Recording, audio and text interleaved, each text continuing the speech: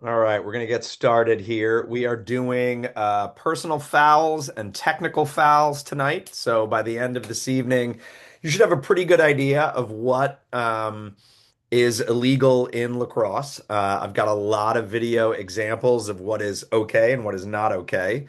And then next week, we'll be talking about what factors you have in kind of making the decision. What makes that a 1 minute penalty versus a 3 minute penalty?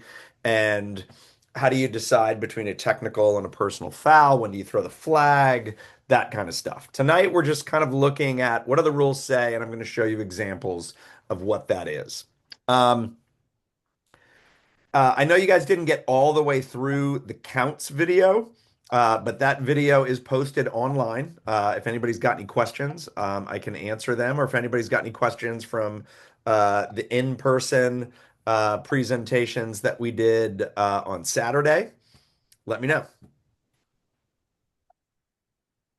All right, I'll keep the chat open to see if anybody wants to jump in there.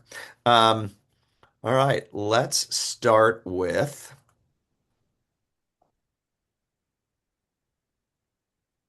personal fouls.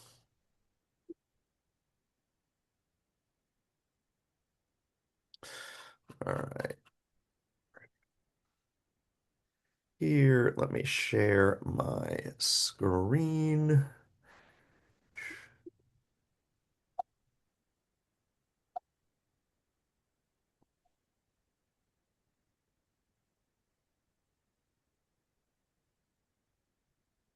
All right, what we are going to, hold on, let me move this so I can do,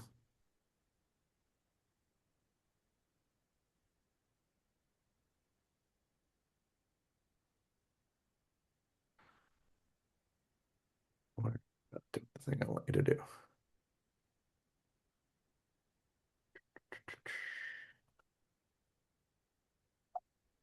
What is happening? Hold on, technical problems. I'm not quite sure what's going on there.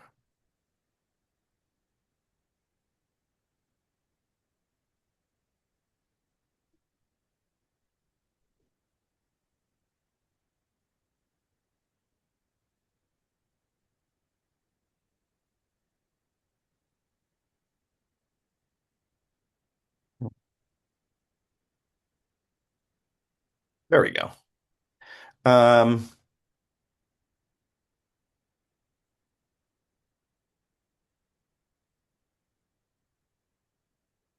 all right. So we're talking about personal fouls.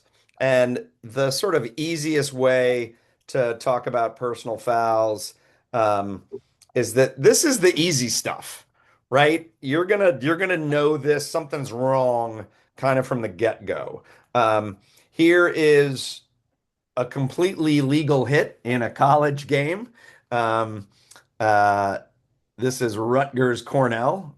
These are big fellas, but technically, a player, you were allowed to body check a player in possession of the ball, so carrying, cradling, passing, shooting, within 5 yards of a loose ball from the front or the side, from the shoulder to the waist. You must have two hands on the cross. That's really important, right? Um,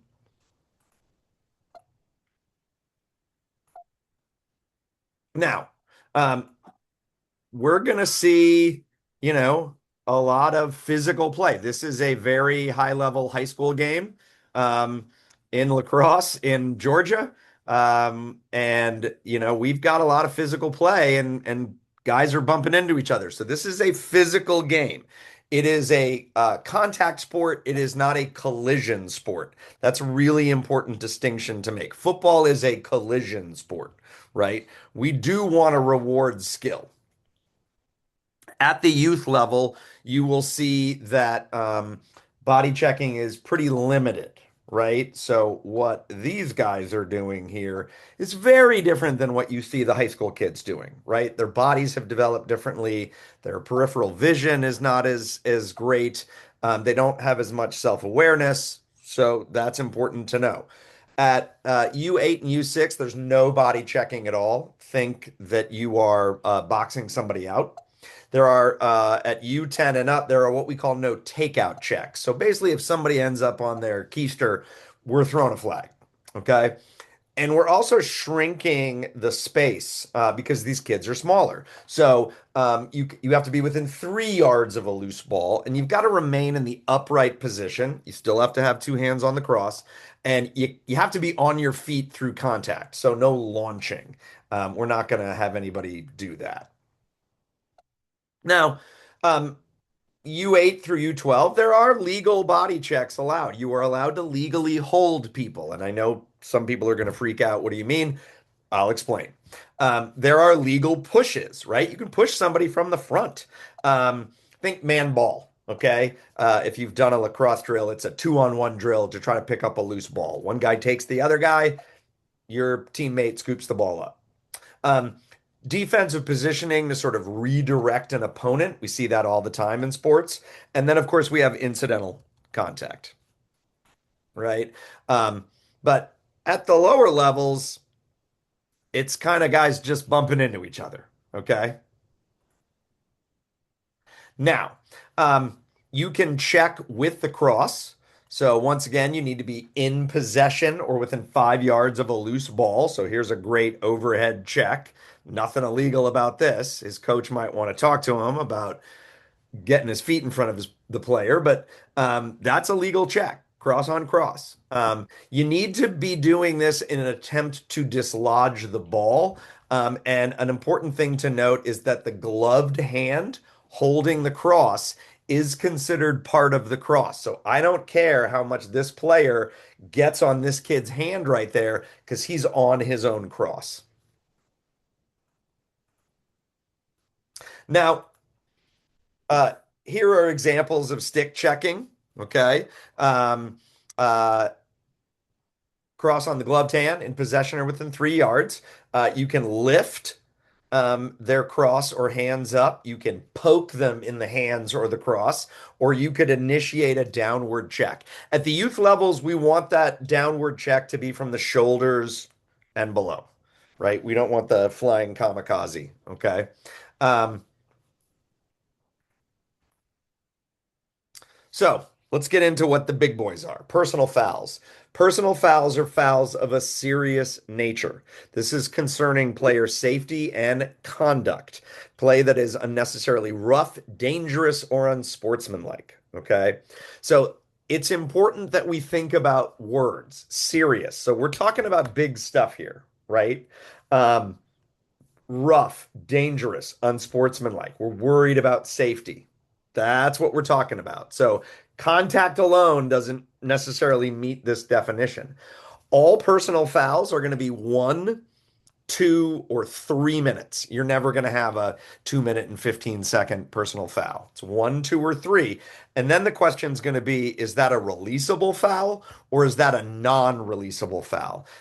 In the case of a releasable foul, um, if before your time expires to come back in the game, so that your team is playing a man down, um, you will have, let's say that the team you've offended scores a goal. If they score a goal, your penalty, the rest of your penalty is wiped out, and you are allowed to substitute that player back into the game. Um, if it's non-releasable, they get to keep scoring goals, and we're going to do a face-off, and you're going to be a man down for that face-off as well. You'll see on the left what we're going to talk about. So slashes, cross checks, targeting, head and neck, all that kind of stuff. Um, First one we're really going to talk about is the cross check, and it is exactly what you think it is. You are using the part of the cross between your hands as a weapon. So let's look at this sort of first clip here. That's a cross check, okay? And that's potentially a cross check if you want to downgrade that. That could easily be a check to the head and neck, and we'll sort of talk about what those differences are. But you very clearly see this player. He is using the cross as a weapon, and this is big contact, right? This is dangerous and usually rough. Um, so it's a 1 to 3 minute.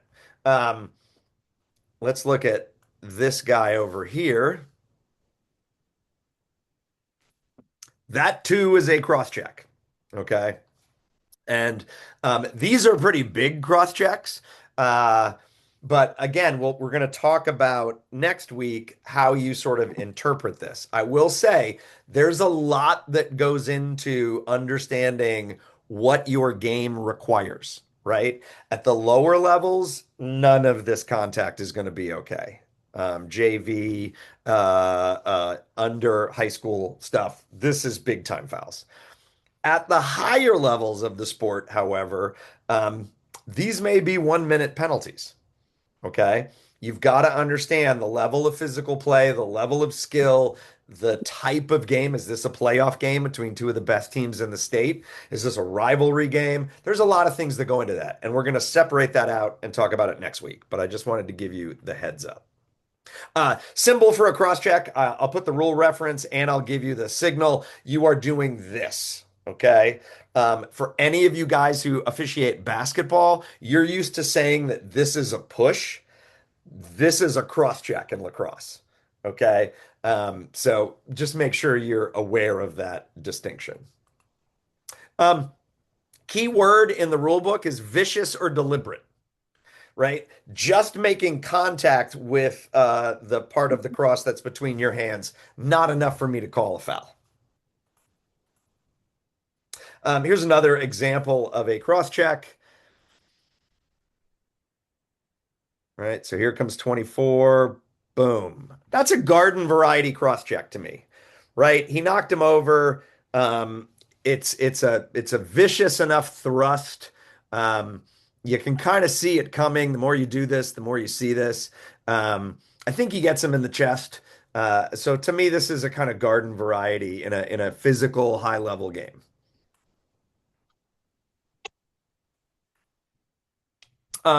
Slashing is swinging the cross at an opponent's body or cross with deliberate viciousness or reckless abandon.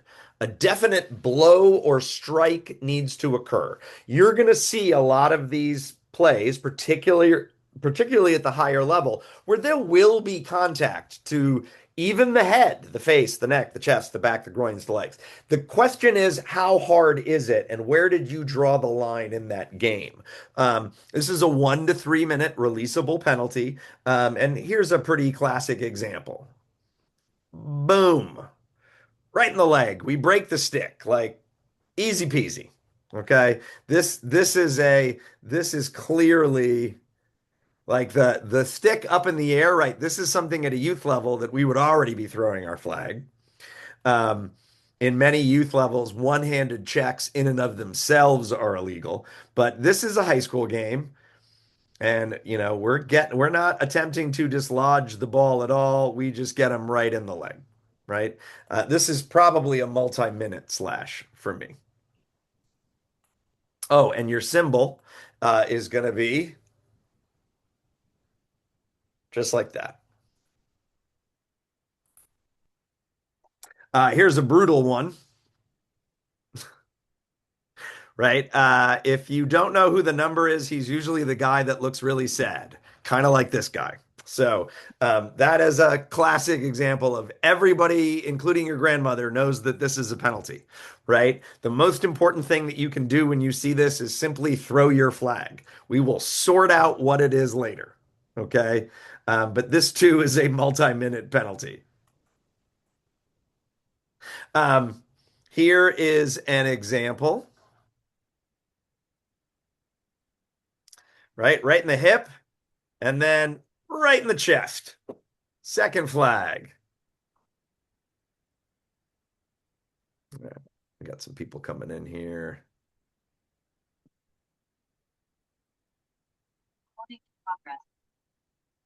All right. So there are a couple of exceptions to the slashing rule, and that is important for you guys to sort of be paying attention to. Here, let me fix some stuff over here so I can sort of see y'all. There we go. Um,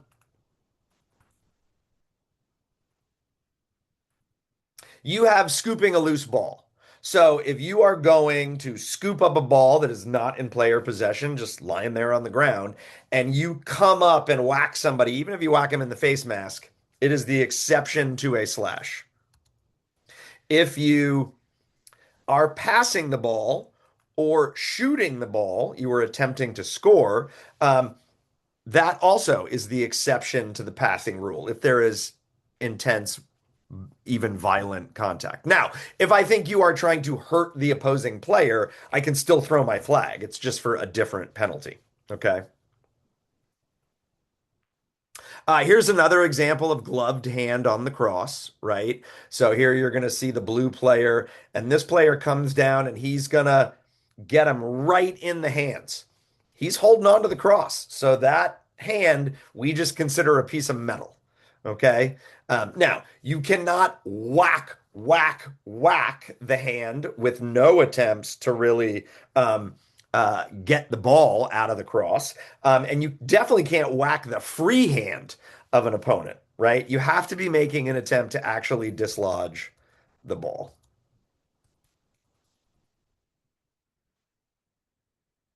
Now, contact with the cross. Rule 5 situation, right? Situations are in the rule book. And by the way, if you were not at the meeting on Saturday, we have mailed your rule books to you. So if you have not sent me your address, just respond to the last email I sent you. Don't reply all, and just send me your address, and we'll make sure that you get a rule book so that you can jump right into it. Um, so, Rule 5-4 situation says, look, contact alone to the head is not enough to call a slash, right? A1 attempts to check B1 stick, but instead of A1 stick, made slight contact with B1's head or neck, right? I like to define this as it was a tink instead of a smash. Okay. We wear helmets not because we think contact is going to occur, but because we know contact is going to occur. And this is not a foul, right? This is learning what a brush is. And so watching games, talking to officials, watching film, you will get a sense at different levels what is a slash and what is not a slash. It takes time. Okay. It's not, I saw this, and so it is that. Um, for a slash to be called, you need really serious contact, right? And so this is the judgment of the official. See, he actually kind of gets the head a little bit, but he also knocks the kid's stick out of his hands, right? So to me, that's a no call. Um, Here's one that is not a brush. This is clearly a slash here, right? And this is a slash probably to the head and neck. So this isn't even more. We're not going to let that pass, okay? But I want you to see sort of the differences there.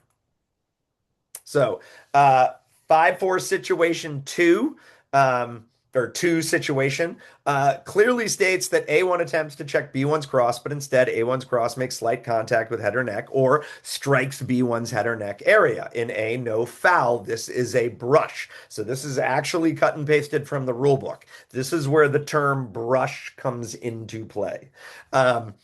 In the other case, again, slashing 1 minute releasable. If it is excessive, you can sort of upgrade it. Okay.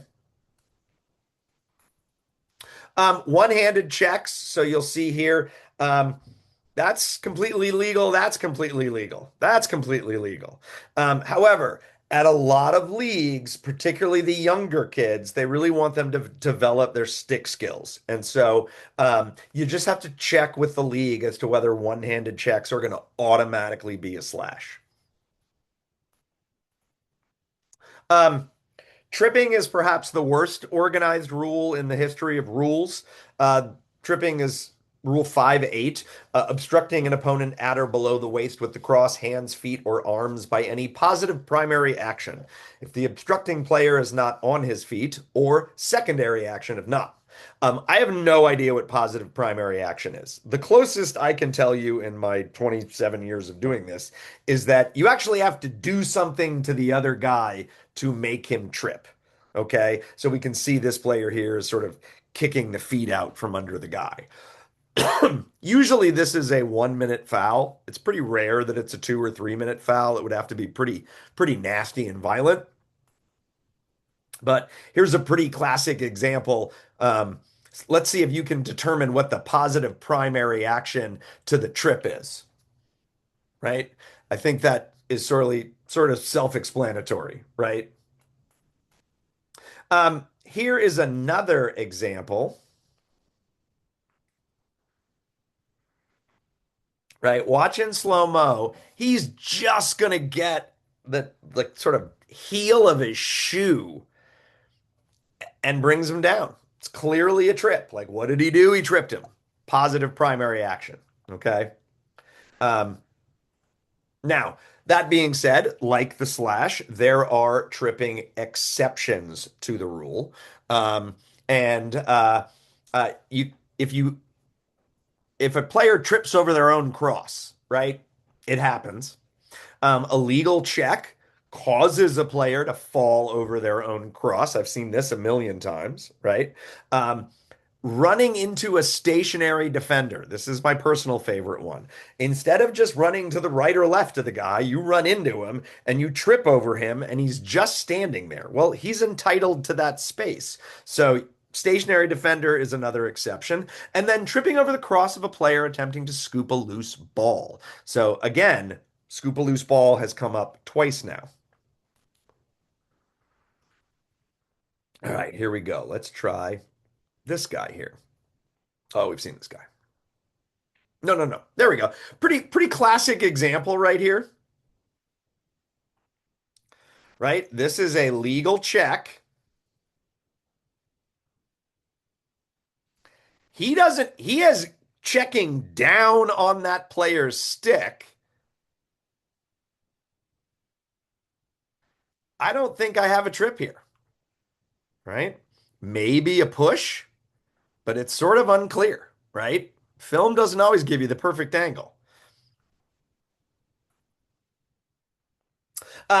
Illegal body checks. We've talked about what a legal body check is. You are within 5 yards of a loose ball. You are from the side above the waist or below the shoulders, and you have two hands on the cross. Well, if you don't do those things, it's illegal.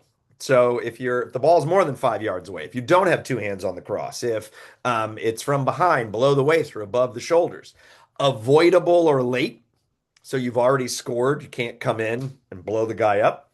Um, you cannot body check a player that has any other part of their body on the ground. So their hand is touching the ground, the knee is touching the ground, the leg is touching the ground.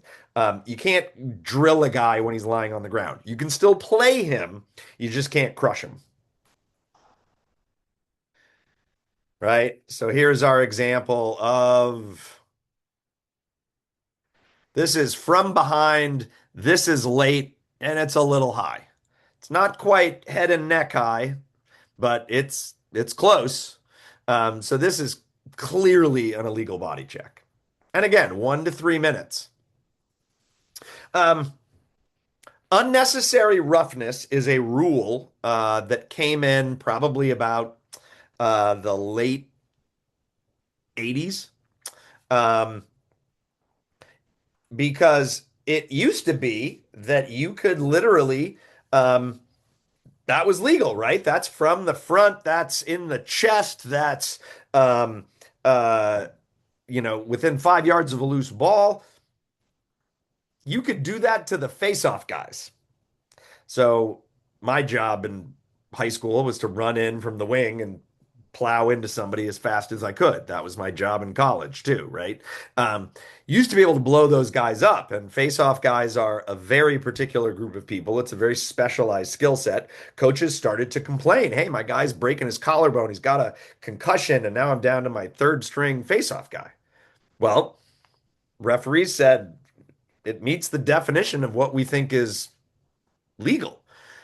So they added this rule in excessively violent holding and pushing. So it might be legal, but we think it's a little much. Avoidable or late, we added those words in. Deliberate and excessively violent act with body or cross. You can't have a punching blow, and you can't obliterate somebody setting a screen. May include a legal check. So we can put a limit on what we're going to allow in terms of physical play in a game. Okay. And it's a little bit of an art sort of learning how to set that line. Okay. Um, all right. Now, checks involving the head and neck. This is, if you saw the rules presentation, right? This has been in the rules, in the points of emphasis for the last forever. Okay. Players shall not initiate an excessive, violent, or uncontrolled slash to the head or neck. Uh, Remember, contact alone is not sufficient. But you have two choices here. Indirect contact. This is what I like to say is a check that probably starts out okay and then slides up into the neck or head area. That's a 1 minute non-releasable foul. Direct contact to the head is a multi-minute foul. You start at 2 minutes full time. And um, for really flagrant stuff, you can go three. Now, this can be called on the offensive or the defensive player. So watch this guy. He leads with his head directly into the other player's head. This is a 3 minute locked in foul, right? I'm contemplating ejection, right? This is not what we want in the game of lacrosse, right?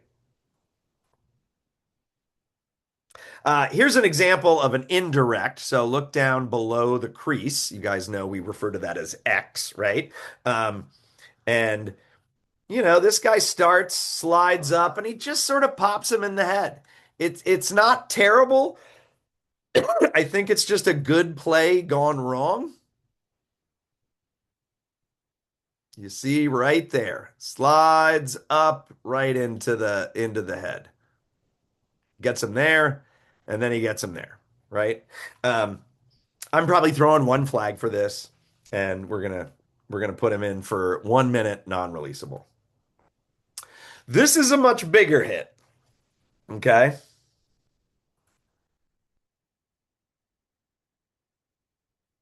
Now everything you're watching right here is legal contact.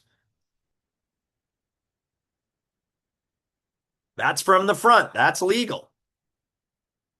Right. So this kid picks it up.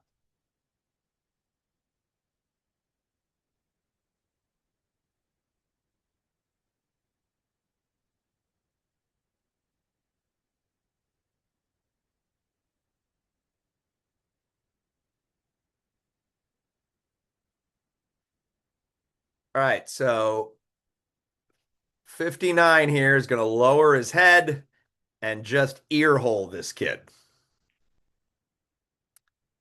That meets all of the definitions of excessive, direct, violent. Um, this is a 3 minute and possibly an ejection foul.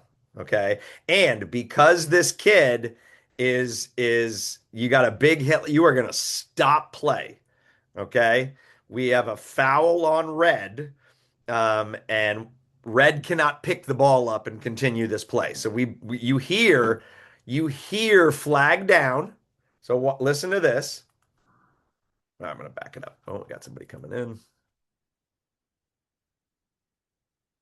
You hear flag down being yelled. Okay. And we'll talk about that next week. But when you throw your flag, you were going to use your big scary man voice and you were going to throw it as high as you can and you were going to yell flag down.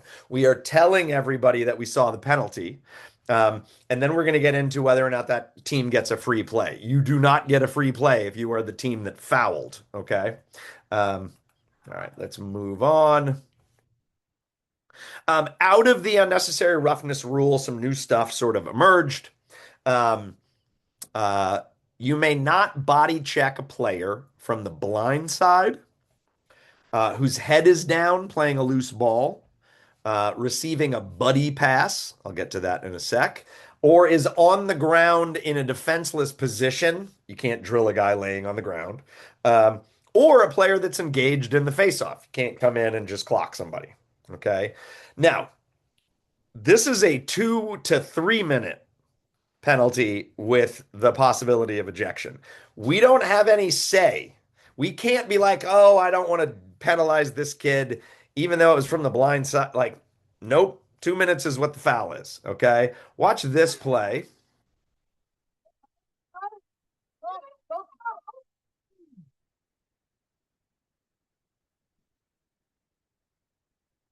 So, head down, playing a ball. Now, it does not mean that you cannot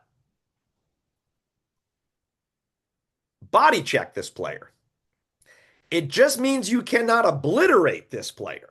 Like there can be contact with somebody whose head is down, but it cannot be this violent. Okay. Um, let's talk about buddy passes. So here's another example.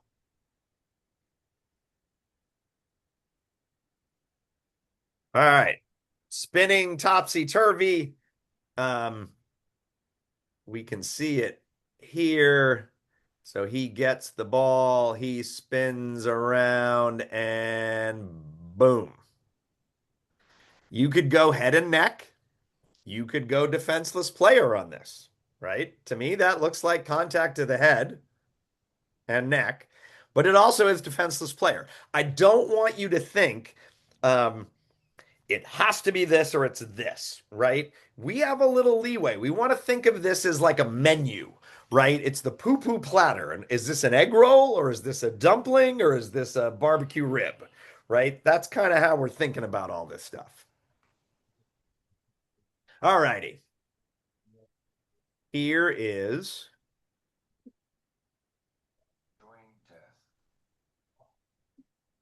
All right, hold on. Something's playing in the background, and I want to make sure.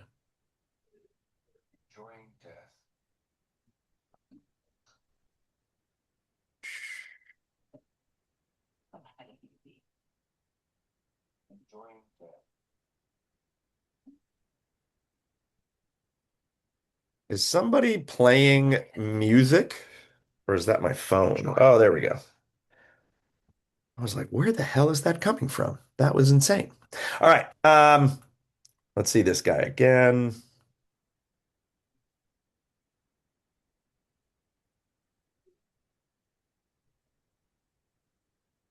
No, you're doing this to me. This is clearly head down. Um, why are you not? Oh, there we go. Clearly head down. This is clearly big and violent. Um, I want you to know that, like, the more you do this, right, you'll be out on a game. At first, it is going to come at you at like 1,000 miles an hour. Um, as you start to do this and you watch more games and you work more games, it really does start to slow down. And you see this kid coming. You're watching this and you're like, oh, this kid is not gonna stop, right? You start to see the slides. If you've played, it can be very helpful.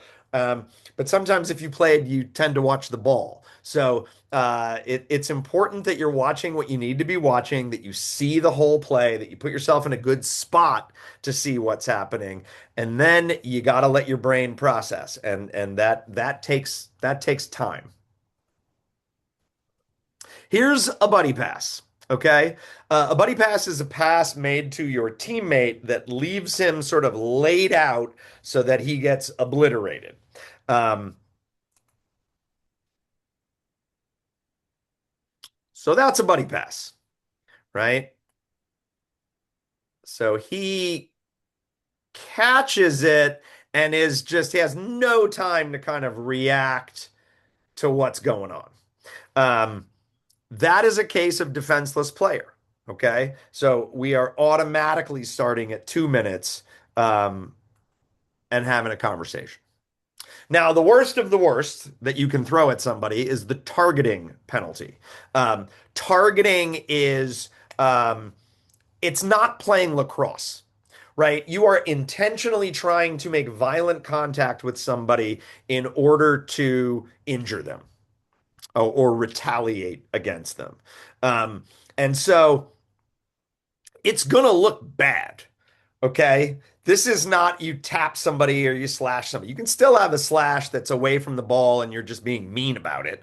Um, this is to the head and neck, and it's violent, and it's not meant to be a lacrosse play. So you're looking at a minimum of 3 minutes and an ejection. Let's look at example. This to me is a classic example of a player who's not trying to play the ball or lacrosse or win the game. He's trying to punish another player.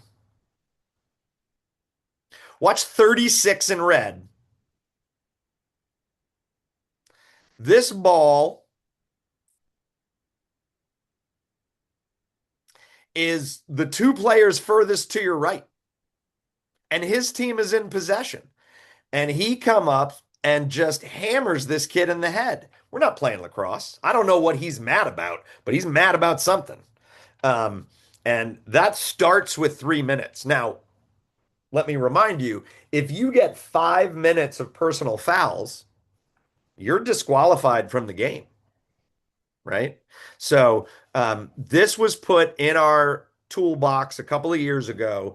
I have not called targeting. I think I've called targeting once or twice in the last 3 or 4 years.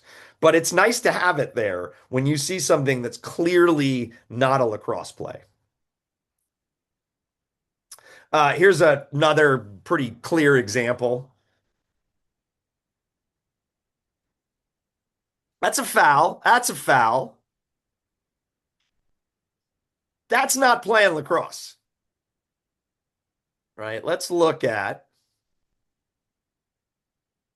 He gets him up. I probably have a at least a hold, if not something to the head and neck. Probably something to the head and neck because he's so much smaller. And this is clearly a like youth game. So I got a flag here. Maybe I have a flag there. And two penalties on the defense are killing the play. So we kill the play. This kid's gone. Right? I'm ejecting this kid.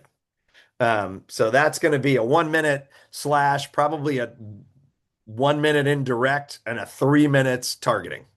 Okay. There's no room in the game for this. And then this came in, we used this in our training session on You Make the Call. So a defender tries to clear the ball, and he gets the ball taken away from him, and he just blows this kid up in the middle of the screen, right? So let's look at this. So you have this pole coming up, and he makes a bad pass to this kid who's covered, and White recovers it, and he just starts running across the field. Look at where the ball is. The ball is 15 yards away. And he's just obliterating this kid. Um, we could have defenseless. We could have to the head and neck. If we think this kid's been going on a rampage and he's trying to hurt people, this could be targeting, right? All three of those would be appropriate fouls to call. Unsportsmanlike conduct. Unsportsmanlike conduct is about behavior. Okay. It is arguing with or maligning the officials. Um, it is obscene language, or what I like to call the F-bomb. Taunting, calling undue attention to oneself, throwing across at a ball, player, coach, or official. Okay. Um, any other act considered unsportsmanlike. Again, 1 to 3 minutes, full time. If you get two unsportsmanlike conducts in a game, you are ejected. And the second unsportsmanlike automatically becomes 3 minutes. So here we go. Here's our example.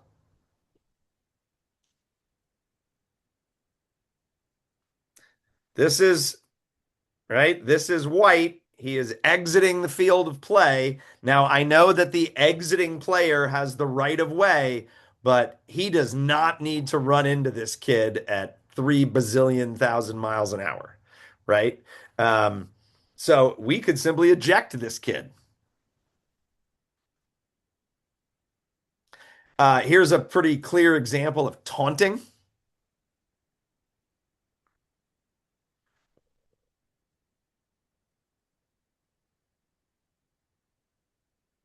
So we got a goal, and we are immediately in the other player's face. If you want to celebrate, I am all about celebrating. It cannot be directed at another player. Okay. Now, this is a college game. That's a different ball of wax altogether. But celebrations focused on your team and your fans are legal. If you are celebrating by focusing on the opposing team, I don't have a lot of tolerance. You've got to be watch the official come running over here. If you have mixed colors where one is really happy and one is really sad, you need to be standing in between the middle of those guys. Okay? That is imperative. It is probably the best piece of advice I can give you as an official. Stupid stuff tends to happen when we are not playing lacrosse. Okay? Fouls happen when we're playing lacrosse, but the stupid stuff, the taunting and the arguing and the F-bombs, they tend to happen during dead ball situations. Here's an example of throwing the cross. Uh, you can't throw your cross with the ball in it um, into the goal, right? You cannot throw your cross at a player. So this is a 1 minute, no goal, 1 minute, a penalty. This is an example on the right here of throwing your cross at the ball. So this is going to be a blown clear by blue, and white's going to get it and essentially be one-on-one with the goalie. This was in the MCLA championships a couple years ago. This is Georgia Tech and South Carolina. The officials come together if they're not sure. That one picked off coming the other direction. Wow. I believe that's a flag. And we'll see what the call is here. Smart play. Yeah, he gets gonna get the flag down here, but that one was absolutely going in the goal. So he is correct. That is a flag. It is a 1 to 3 minute non-releasable penalty for throwing a cross. Okay. Now, if you throw a cross because you're mad and you throw the cross off the field, I can call a technical foul on you. But this is where you don't have a choice. Okay. The official. We do have releasable unsportsmanlike conducts, repeatedly committing the same technical foul, right? You consistently run on the field and you don't have your mouthpiece or you don't have your shoulder pads or your arm pads. You consistently go early over and over and over again on the faceoff. So this can be a penalty, 1 to 3, but it's releasable, right? If the other team scores a goal, it's like a regular slash, okay? Or a regular cross check, right? I need to get rid of this. This is no longer the case. Let me just do that right now before I forget. Because that's kind of the way my week's going. All right. Let me go.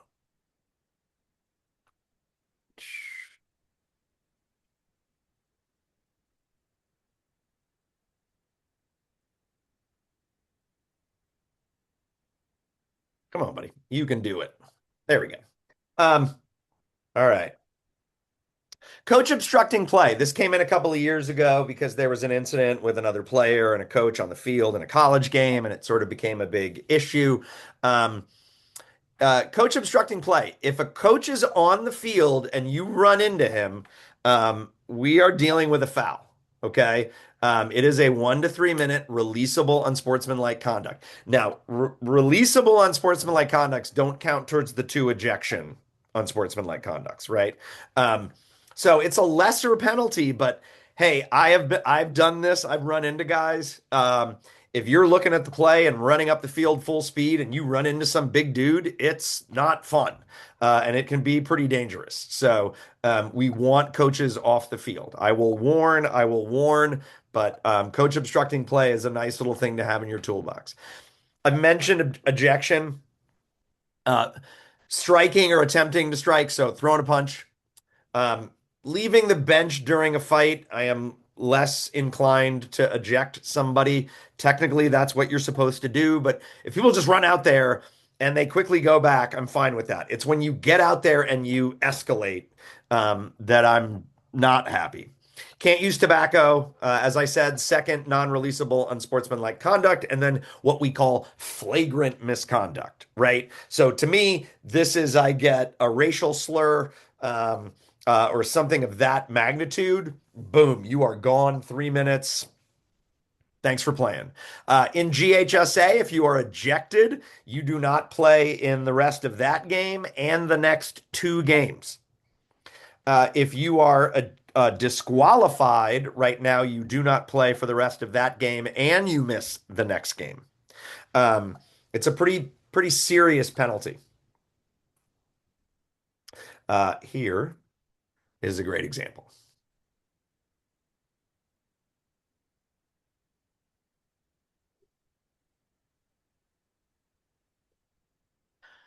So far, what I've seen is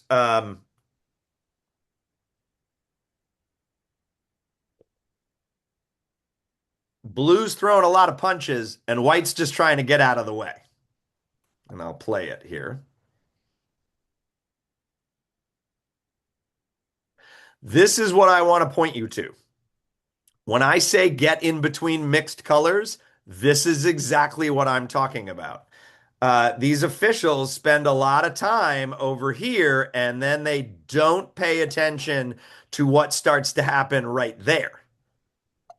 They need to be in between those players. We can figure out the rest of this stuff later, but this is how bench clearing brawls start, okay?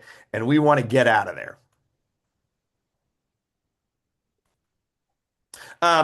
Ejection procedure for a player who is ejected, automatic 3 minutes. Um, if they can leave, if there's a parent or another staff member that can watch them, they have to leave the facility. If not, what I do is I have them take their equipment off and they sit on the bench. Um, if a coach is ejected, it is a 1 minute non-releasable penalty and ejection for the remainder of the game. The coach has to leave the premises because they're adults. Okay. The idea here is that we wanted to make it less onerous to punish a coach than we did to players for doing something.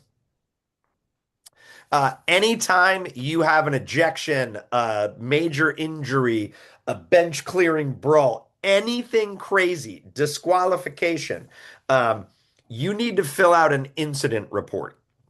And you may be doing a youth game and you're the senior guy on the game, even though it's your first year. Um, Call me or call your assigner. Okay. And I will walk you through the process and we will write up your report. So we do it in the right language and we cite the right rules. But this then we send to the league or to GHSA, and it's really important. You need to call me immediately because I can promise you that if something like that happened in your game, the assigner has already gotten 25 emails and 3 phone calls and they're answering those phone calls blind. So the quicker you can get them the information, the better they're going to feel about answering those questions. Okay. All right. And there is my info. Feel free to write that down. It's also on the training plan. So, feel free to give me a call whenever you have questions. Um, I'm going to stop sharing.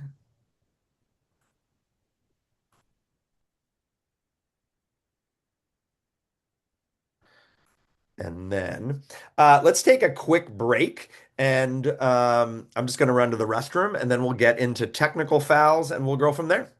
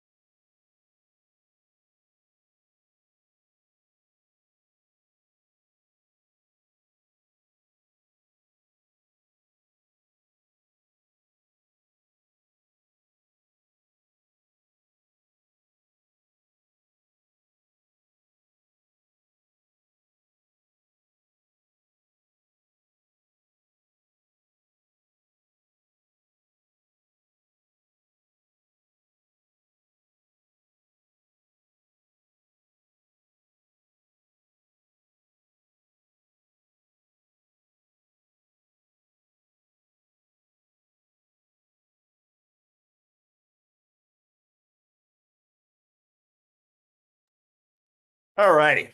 All right. Any questions on personal fouls? I don't see anything in the chat. Um, all right. Feel free to let me know. Let's go over here.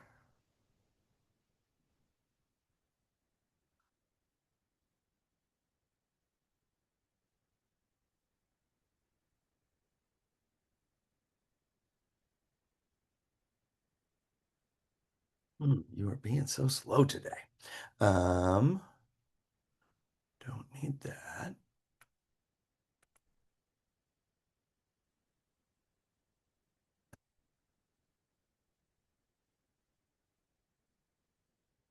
All right. Let's get into technical fouls.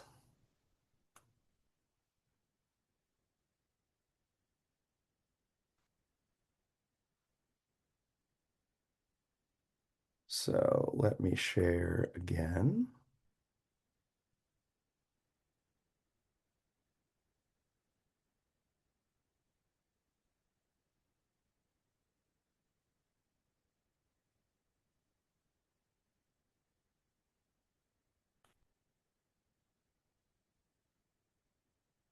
Come on, buddy.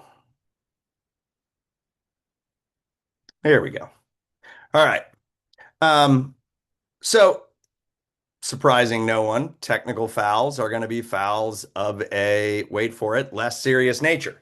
Um, we are talking about a concept that is really important to understand, and that is advantage, disadvantage. Now, if you are a basketball official, you are fully aware of advantage, disadvantage.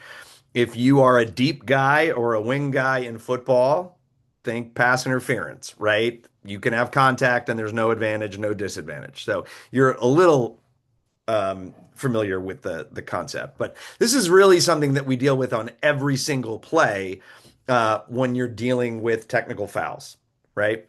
Pushing, holding, interference, screening, warding, fairness stuff, right? Technical fouls never have anything to do with player safety. Now, it's literally in the rule book as the principle of advantage disadvantage, right?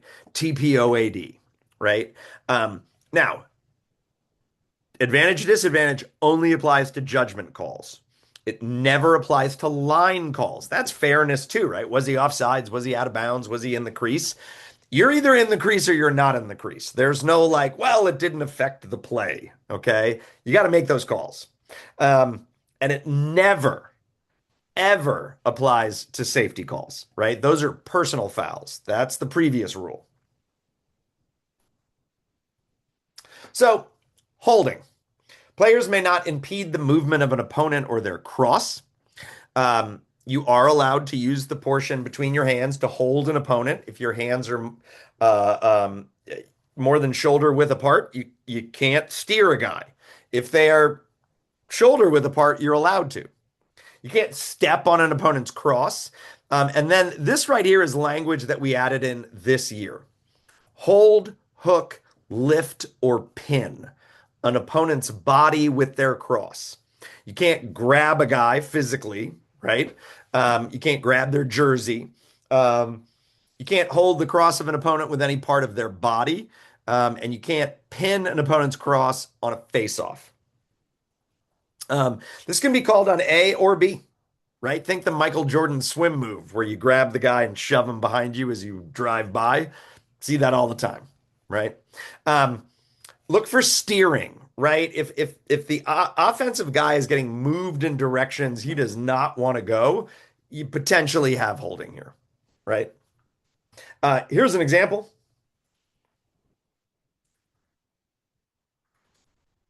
That move right there is called the crowbar.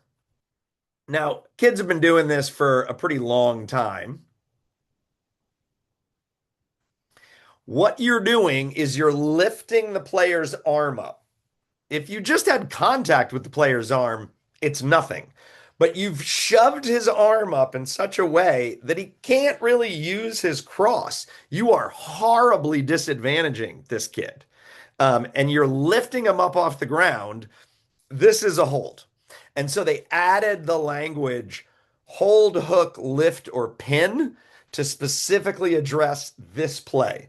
The move is called a crowbar check, and everybody and their grandmother is teaching it. It is not legal. Okay. Here's another example.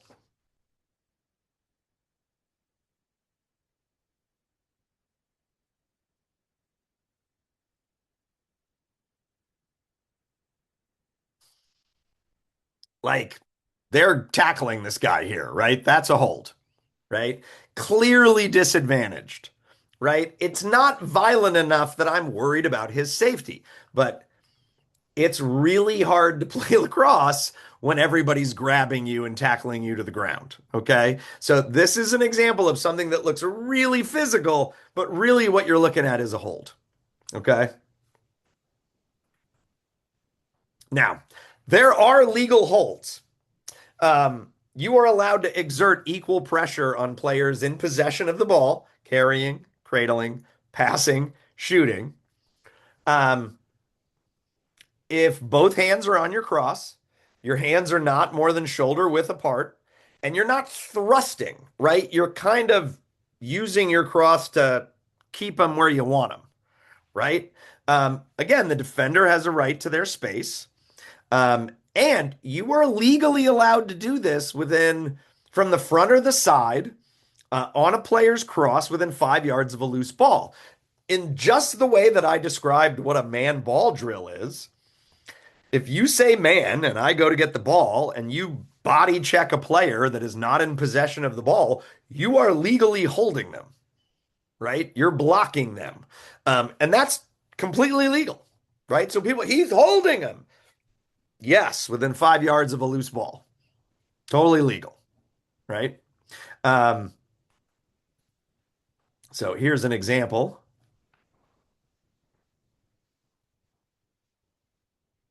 right? That's good defense up until the part where he scores, right? He's not thrusting. He's just got him right there. Now, bigger player throws him off, but that in and of it's that's not a cross check. That's not enough. And he's trying to hold him. He just doesn't do a very good job.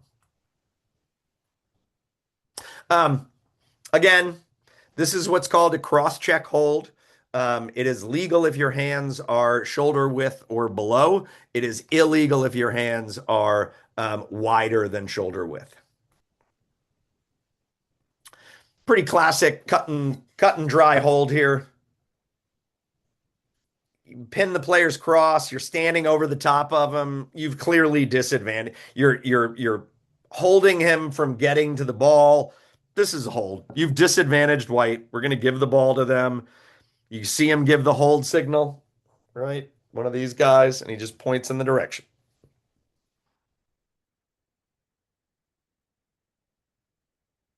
And then again, right here. Now, I'm not saying this is a trip. I'm not worried about White's safety, right? He sort of gently falls to the ground. Um, but I am it's pretty obvious to me that he's been disadvantaged. Okay. Now, you'll see this a million times. This is actually a game I did. This is many, many moons ago. Um, but you will see this play 1,000 times. And it looks terrible, right? Little Billy here is about to be decapitated. But really, all that's happening is there's a big stick in front of him and he's sort of running through it, right? There's no force being put on it, but it looks terrible. Now, if perchance the you might bump up into his head. You can say, look, he was disadvantaged because he was trying to shoot and you changed his eye level. He was trying to make a pass. He couldn't see what was going on. So sometimes you see this called for a hold, right? And sometimes you see that it's not. It looks a lot worse than it is, but the question is there advantage, disadvantage here, right? If so, you're going to call a hold,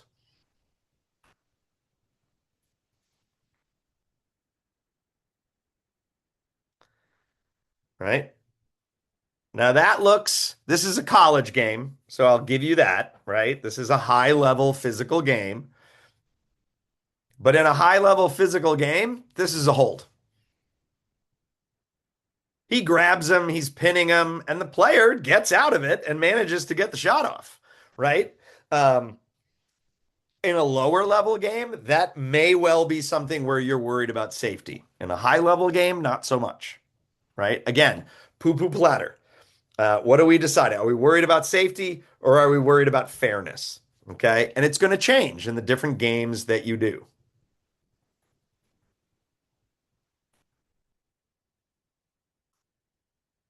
I want you to watch number 9. What is it? 9 or 3? It's the guy right on the high crease. I think he's number 3. He has chicken wing his defender's cross. He is dragging this guy around with him,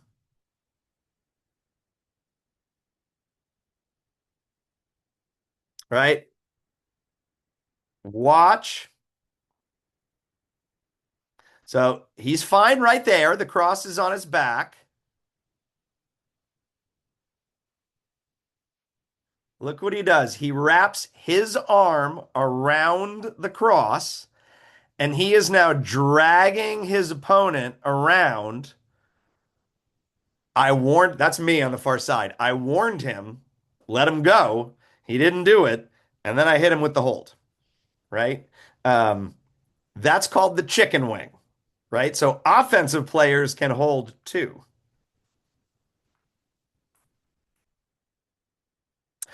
Push, again, there just like there can be legal holds, there can be legal pushes. Pushing is legal if it's in possession or within 5 yards of a loose ball. It's got to be from the front or the side, okay? And it's got to be above the waist and below the shoulder. Pushing from behind is illegal. If it is violent, it's a personal foul, okay? All right. Let's see this.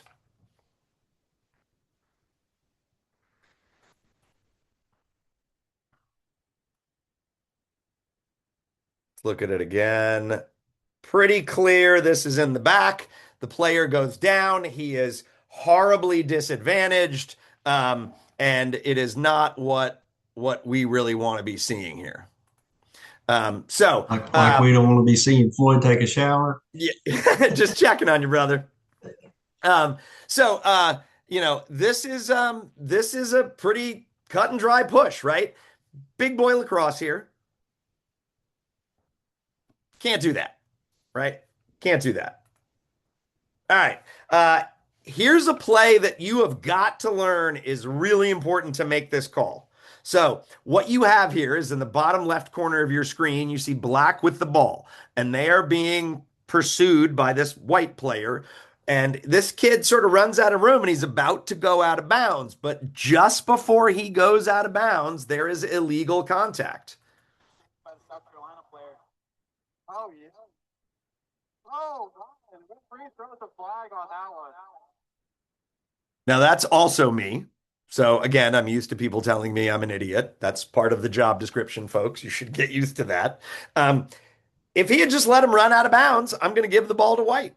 but you have a legal contact. And it's not about, I'm not worried about Black's safety here. That was not a devastating hit, a thrusting blow, any of that stuff. But you can't shove somebody out of bounds from behind because by going out of bounds, I have to then take the ball from them and give it to you. And I don't want to do that if you have done that illegally. Okay, you've disadvantaged the black player here. So let's take a look. That's contact from behind.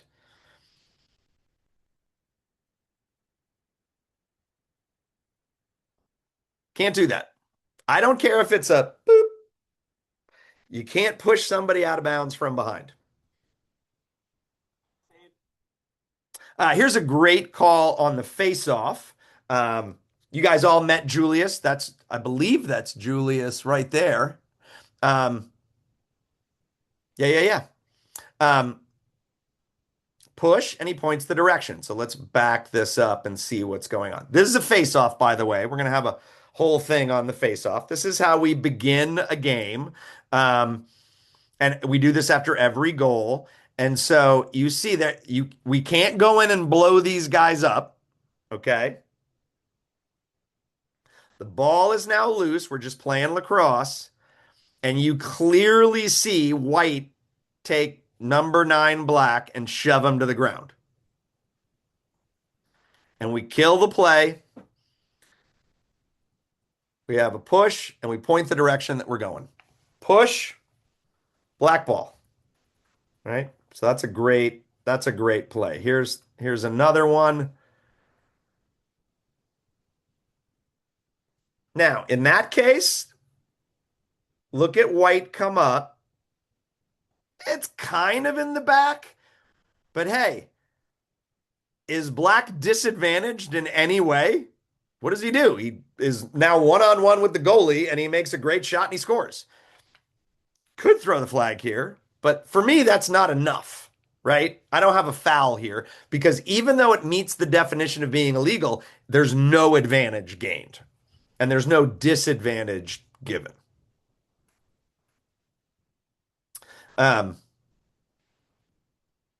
Here's a good one. Goalie gets the ball. The goalie's pushed from the side. This is a legal play, right? You are allowed to push within 5 yards of a loose ball or a ball in possession. There you go, right from the side.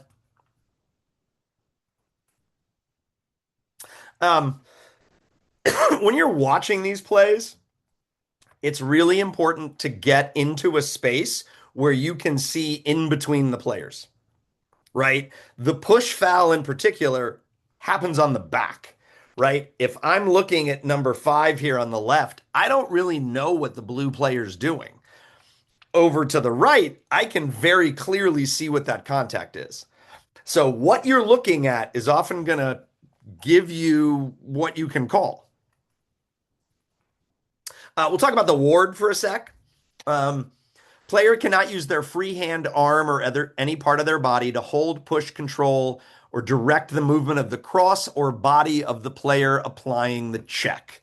So you can't use your free hand to push the defender away or grab their cross and throw it away or move to bat their cross away that's trying to check you. However, with 2 hands on the cross, you can push away at the stick of a player. You cannot push off at the body of a player. So here is an example. He clearly uses his free hand.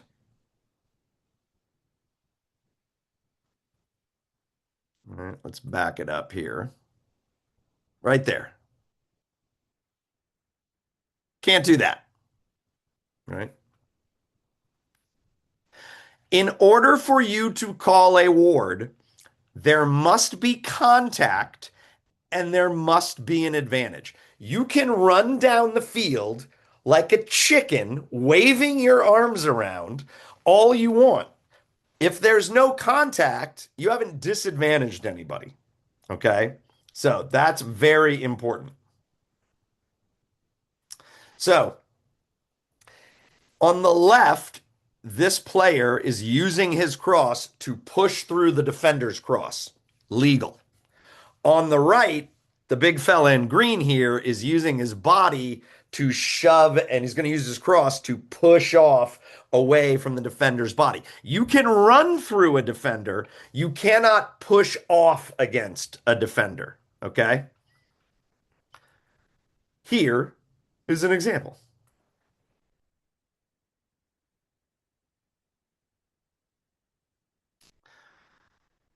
All right, watch right here. Watch the free hand, and he's going to absorb the check from blue and shove him away. That is a ward. Okay.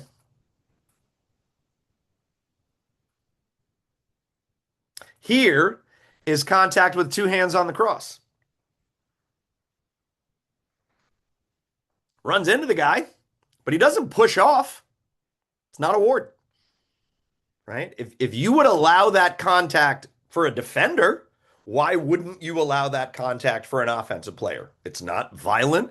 There's no thrusting. It's not contact to the head. I mean, it's a big guy who runs over a little guy, but that happens in lacrosse. Right? Very hard to ward with two hands on the cross. Just puts a shoulder to him and runs through him. Actually breaks his cross in half.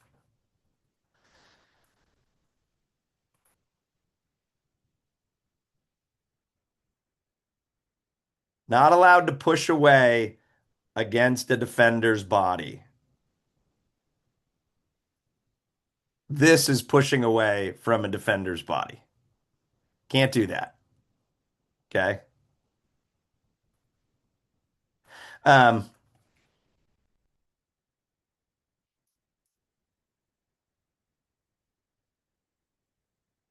I got a legal play there. Right? Here comes green. Oh, maybe. We might call this. Gives him a little shove with the arm.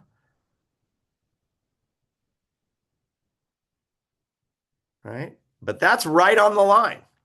And so one of the things we'll talk about next week is if you've had a play like that earlier in the game and you called that award, it better be award when you see it here. However, if you had a play where you didn't call this award, this can't be award, right? You have to officiate the game with your crew and you all got to be on the same page, right? And that takes experience and repetition. Interference. Interference is a foul that is going to happen away from the ball. Okay. So interference is somebody who does not have the ball who is doing something illegal. Remember, you're not allowed to body check anybody. You are not allowed to hold anybody who doesn't have the ball or is not within 5 yards of a loose ball. So watch what is happening with number 6 here on the left-hand side, right? Ball's there. Number 6 is there.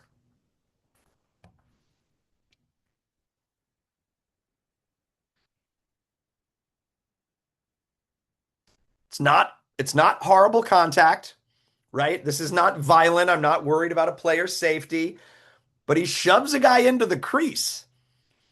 And if an offensive player is in the crease, he also knocks him to the ground. So it's really hard to play lacrosse when you're on the ground. But in particular, he is now in the crease, which means I have to blow the whistle and award the ball to the defense because that's a crease violation. Would that not be a trip? It looks like he tripped it. I mean, he kind of shoves him in. Again, are we worried about safety? Are we worried that this kid is now going to be horribly injured? A trip is a personal foul. You're worried about safety. Here, I'm just worried about advantage disadvantage. This is fairness, right? Not enough for me to call a trip. Right? Now, again, a lot of stuff looks the same. And so you've got to make that the first decision you have to make is, am I worried about safety or am I worried about fairness? And this is big boy lacrosse. I'm worried about fairness, right? At a youth game, like the little guys, maybe that is a trip, right? But not kind of at this level. Here's another example.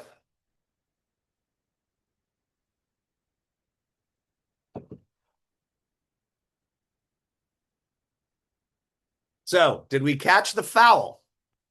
Let's rewind. Look at the guys jawing in the middle of the field, right on top of the crease here. Right? Shoving. They knock White's cross out of his hand. So I'll play it from the beginning.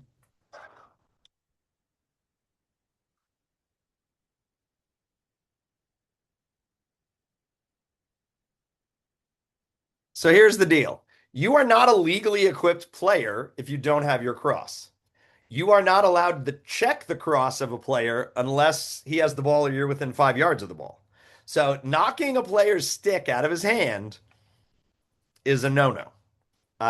Now, if you've done as much lacrosse as I have, I know to look for this, right? This is what I'm zeroed in on when that's my responsibility. And you'll hear me say, knock it off, let him through, right? Let him play. And I usually do it loud enough so the coach can hear me. So that when I do throw the flag, I'm like, I warned everybody. I told you I was watching it. But that is stuff that players are going to want to do to each other, right? Gives them an advantage. Um, the screening rules are the same as in basketball. Well, not quite the same. You have to remain motionless. You have to keep your stick perpendicular, so you can't have your stick out this way. Um, it's got to be within your body, and your legs can't be more than shoulder width apart. So you can't do the Vlade Divac like NBA screen where you're almost doing a split. Okay. Now, Blue here has the ball, the guy on the right, and to the left, this guy is blocking two players. You can't do that. So let's look at some example. Again, in order to have this call, just like with warding, you have to have contact. Okay. If the defensive players just run around a guy who's moving, that's nothing. They chose to do that. So here we go. That's pretty close. I think that's pretty good. Pretty close there, but I still think that's good.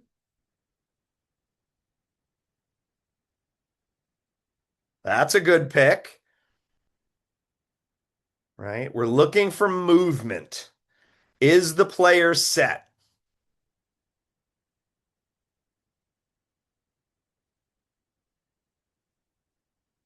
You can put your back to a player. That is a legal play. His feet are standing. He's upright. This is a great play.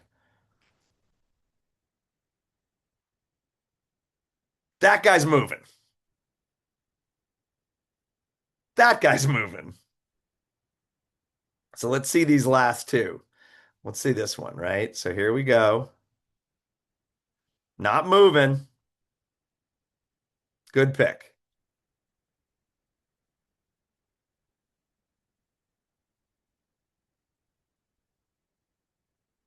He's leaning into it. This is a moving pick. Here we go. Watch this. Yep. White's move. White never really gets set. It's close, but White never really gets set. Now, again, you want to, if you've seen these picks, and you're going to see a lot of picks in this game, you want to make sure you're calling them the same way you called them in the beginning of the game as you called them in the end of the game. Withholding the ball from play, you cannot lie on the ball, trap the ball with the cross any longer than is necessary. We'll really get into that when we do face-offs. Withhold the ball in any manner. And then one step on the face-off with the ball in the back of the cross. Withholding is always an immediate whistle. Let's look at this example on the left. He loses his cross, and the ball is still in it. It lands on the ground. This is automatically withholding. You blow the whistle and you award the ball to the other team. Okay. The reason is we don't want guys kicking other guys' sticks, flipping the stick up in the air to try to get the ball. The people get mad that you're messing with their cross, and it all hell ensues, right? All hell breaks out. The guy on the right here is thumbing the ball. He's got his finger in there, pinning the ball against the net, right? You're not allowed to do that. You can't pin the ball against your chest as you run through um, two or three different guys. Okay. You can't do that. That's a no-no. Most often you'll see this when somebody's lying on the ball. Illegal procedure is the kitchen sink of all other things that can be illegal. This is the symbol for, this is withholding, by the way. And then this is illegal procedure, the sort of disco move. Playing without a cross. We'll show examples of that. I have never called flicking the cross in an opponent's face. Entering the game before penalty time has expired. That's an additional 30 seconds.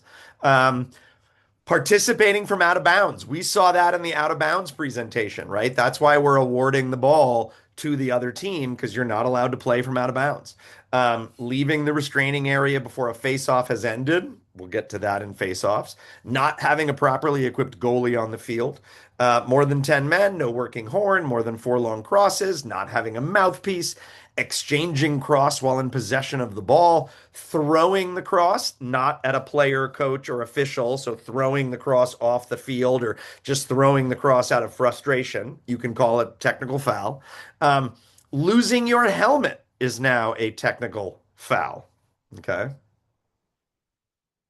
So playing without the cross. You can't attempt to participate without a cross. You're not a legally equipped player. So what does that mean? You can't set a screen. You can't push, you can't hold, you can't check somebody, right? Running to retrieve your cross is not in and of itself a foul.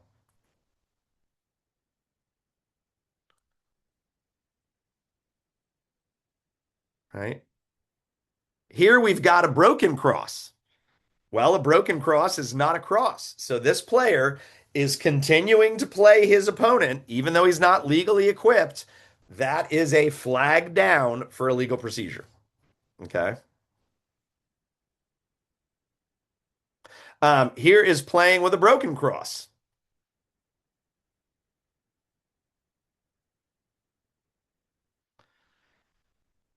He is not allowed to continue to participate with a broken cross, right? That is a legal procedure. Now he has the ball, so the penalty is we're just going to give the ball to the other team.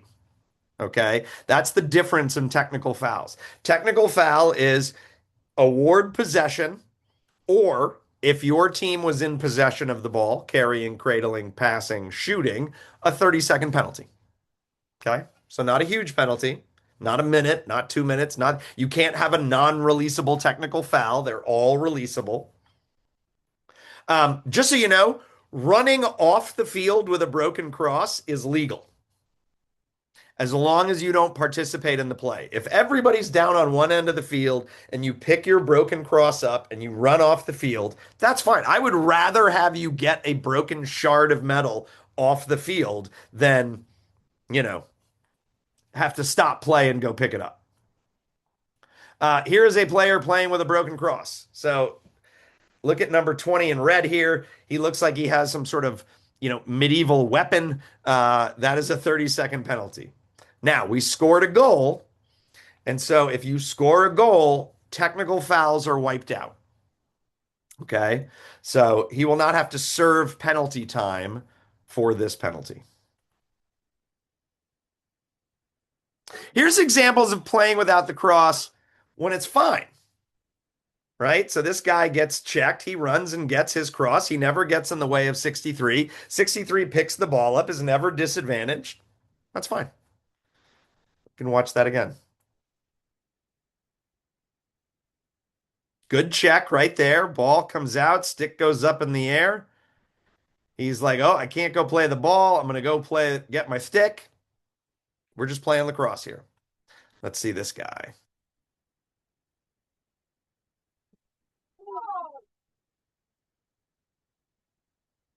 Yep.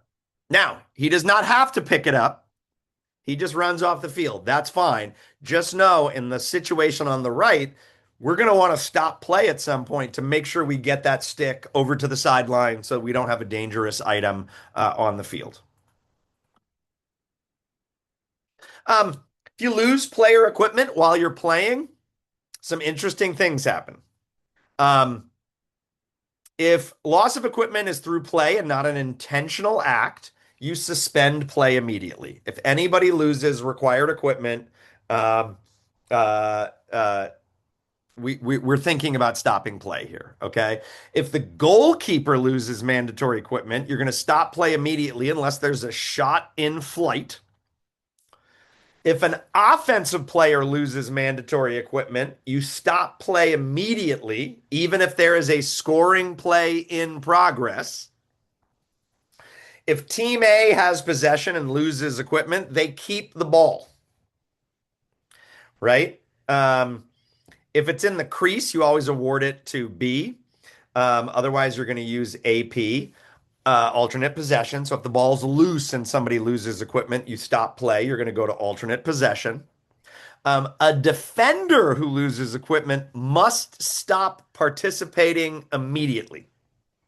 So you're going to let play go, and that kid has to get off the field and not participate in the play, right?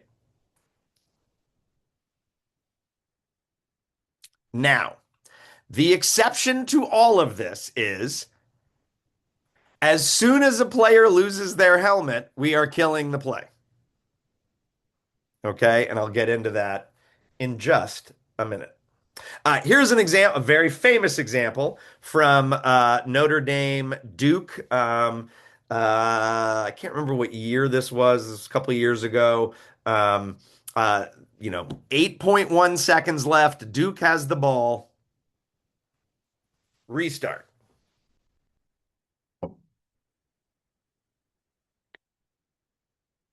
Boom. He loses his shoe. They kill the play. No goal. A loses equipment. A keeps the ball, but they don't get the goal. Right? So we're going to put him back here, and he ends up not scoring. They go to overtime. But that's the way the rule is meant to work, right? We've seen the playing out of bounds. Okay, you can't be playing out of bounds. You cannot exchange crosses with the ball in it. I've never seen this happen, so I had to invent animation to show you this, but this is a thing apparently. Um, Everybody else is not allowed to use their hands in order to touch the ball, but the goalie can bat the ball. They cannot catch the ball, but they can bat it while they are in the crease, and only the legally equipped goalkeeper can do it. Okay, so this goalie here with his hand out, that's totally legal. Okay. Here is a pretty classic example of illegal touching.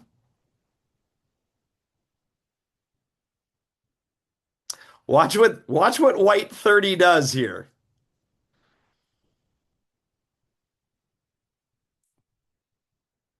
So ball goes there. We make the save. Ball bounces up.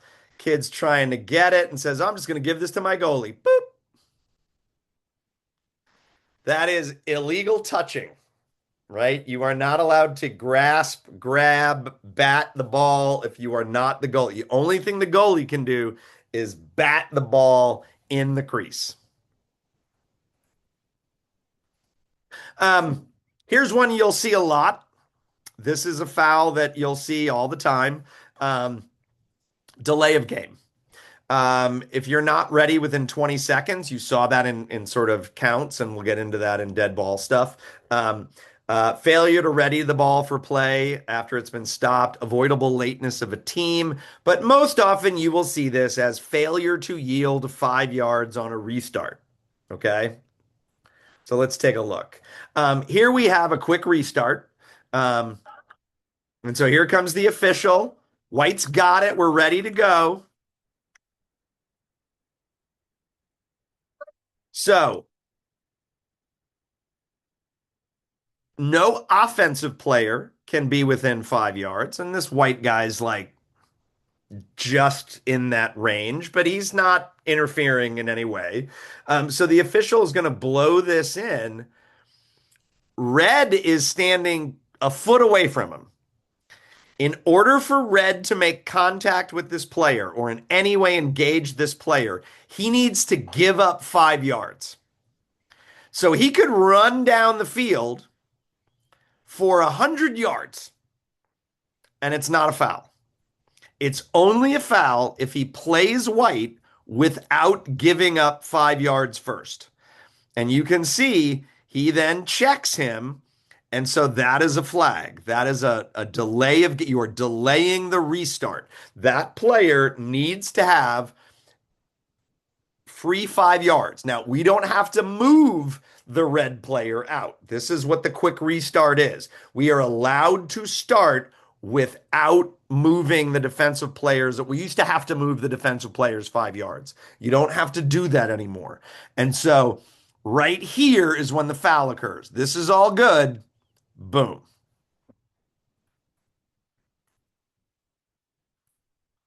Here's another example of delay of game. You see this when teams get frustrated. So, right? So look at what happens here. We have guys fighting for the ball. And right here, you've got this guy being shoved to the ground. And so you can see the official's hand go up. They have a play on. We'll talk about that next week. And we kill it. And then White throws the ball like 50 yards away. That is delaying the restart. Usually it's done in frustration. But we're gonna throw the flag here for delay of game. And finally, we've got our conduct foul, right? We've talked about unsportsmanlike conduct, the full bird. This is the half bird, okay? This is not as bad as dropping F-bombs or arguing with officials or maligning or taunting, but you want to send a message that you do not like the behavior that you are seeing. And this is pretty classic example of what I would call a conduct foul.